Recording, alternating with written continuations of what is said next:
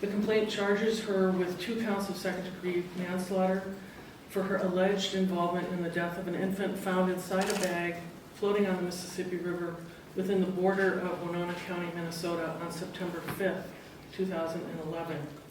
If found guilty of these charges, Ms. Baechle faces a presumptive commit to prison of 48 months under Minnesota sentencing guidelines.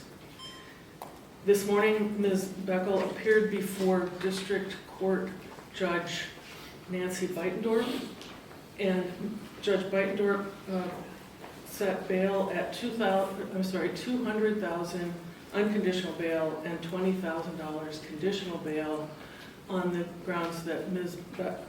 Baechle may pose a flight risk.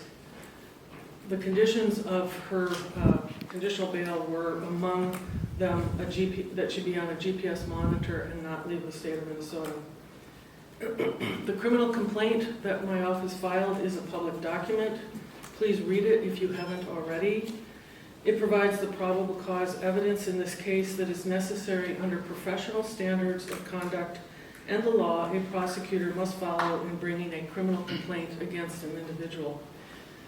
As the prosecution office in this case, we are held to those same standards of professional responsibility and upholding the law. And I must remind everyone here that under the law, Ms. Baechle is presumed innocent of these charges. As prosecutor, I also have the obligation to make sure that she is afforded due process and that guilt is decided by the court under the standard of proof beyond a reasonable doubt upon the basis of sufficient evidence. And the prosecution carries that burden.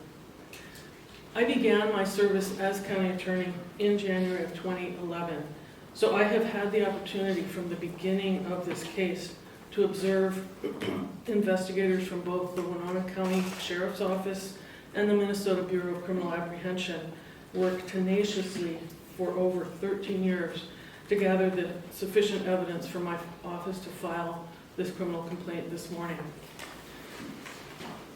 I want to thank all the law enforcement officials, many of whom are here today, both current and retired, who worked on this case since its beginning, and those who joined those efforts throughout the years to seek answers to the suspicious death of the infant named Baby Angel in 2011 by then Winona County Sheriff Dave Brandt.